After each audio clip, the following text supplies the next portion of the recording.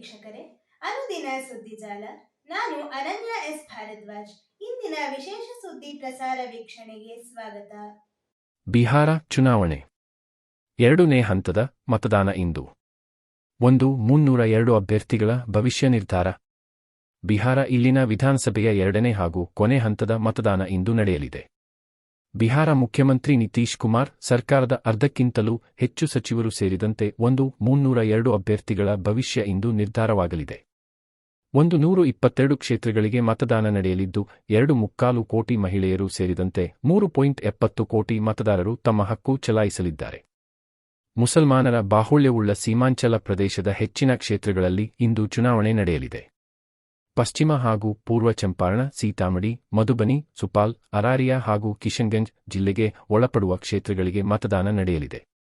ಈ ಎಲ್ಲಾ ಜಿಲ್ಲೆಗಳು ನೇಪಾಳದೊಂದಿಗೆ ಗಡಿ ಹಂಚಿಕೊಂಡಿವೆ. ಸುಪಾಲ್ ಕ್ಷೇತ್ರದಿಂದ ಜೆಡಿಯು ಪಕ್ಷದ ಹಿರಿಯ ಮುಖಂಡ ಬಿಜೇಂದ್ರ ಪ್ರಸಾದ್ ಯಾದವ್, ಗಯಾನಗರ ಕ್ಷೇತ್ರದಿಂದ ಬಿಜೆಪಿಯ ಪ್ರೇಮ್ ಕುಮಾರ್ ಸತತ 8 ಅವಧಿಗೆ ಆಯ್ಕೆಯಾಗಿದ್ದು ಮತ್ತೆ ಕ್ಷೇತ್ರ ಉಳಿಸಿಕೊಳ್ಳುವ ಉಮೇದಿನಲ್ಲಿದ್ದಾರೆ. ಉಳಿದಂತೆ ಬಿಜೆಪಿಯ ರೇಣುದೇವಿ, ಬೇತಿಯಾ, ನೀರಜ್ ಕುಮಾರ್ ಸಿಂಗ್ ಚತ್ಪುರ, ಜೆಡಿಯುನ ಲೇಸಿ ಸಿಂಗ್ ದಮ್ದಾಹ, ಶೀಲಾ ಮಂಡಲ್, ಫೂಲ್ಪರಾಸ್, ಜಮಾ ಖಾನ್ ಚೈನ್ಪುರ ಕ್ಷೇತ್ರದಿಂದ ಸ್ಪರ್ಧಿಸಿದ್ದಾರೆ.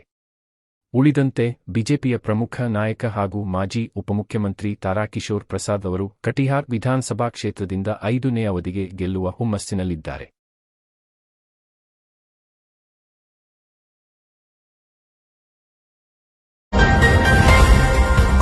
ದೆಹಲಿ ಸ್ಫೋಟ, ರಾಜ್ಯದಾದ್ಯಂತ ಅಲರ್ಟ್ ಘೋಷಣೆ.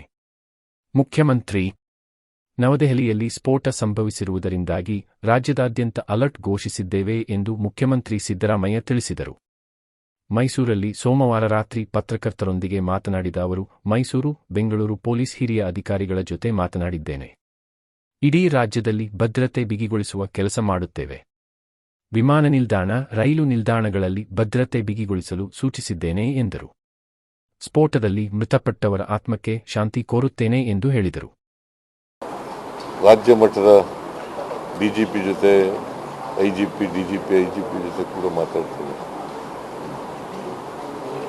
ಒಟ್ಟಾರೆಯಾಗಿ ಇಡೀ ರಾಜ್ಯದಲ್ಲಿ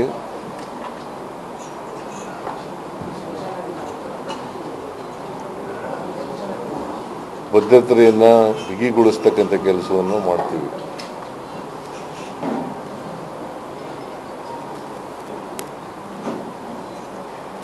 ಆಮೇಲೆ ಎಲ್ಲೆಲ್ಲಿ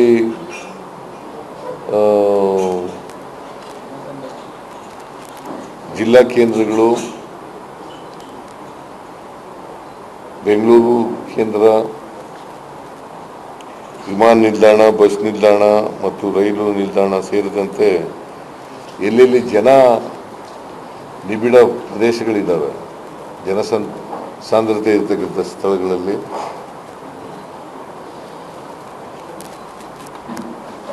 ಭದ್ರತೆಯನ್ನು ಬಿಗಿಗೊಳಿಸಬೇಕು ಅಂತಕ್ಕಂಥ ಸೂಚನೆಯನ್ನು ಈಗಾಗಲೇ ಕೊಟ್ಟಿದ್ದೀನಿ. ಸೊ ಮೈಸೂರು ನಗರದ ಪೊಲೀಸ್ನವ್ರಿಗೂ ಕೊಟ್ಟಿದ್ದೀನಿ, ಬೆಂಗಳೂರು ನಗರದ ಪೊಲೀಸ್ನವ್ರಿಗೂ ಕೂಡ ಕೊಡ್ತೇನೆ, ಮತ್ತು ರಾಜ್ಯ ಪೊಲೀಸ್ನವ್ರಿಗೂ ಕೂಡ ಕೊಡ್ತೇನೆ. ಡಿಜಿಪಿ ಮತ್ತು ಐಜಿ ಜೊತೆಗೂ ಕೂಡ ಮಾತಾಡ್ತೇನೆ. ಮತ್ತು ನಾನು ಈ ಸ್ಫೋಟದಲ್ಲಿ ಮೃತರಾದವರ ಕುಟುಂಬ ವರ್ಗದವರಿಗೆ ಸಂತಾಪ ವ್ಯಕ್ತ ಮಾಡ್ತಕ್ಕಂಥ ಕೆಲಸವನ್ನು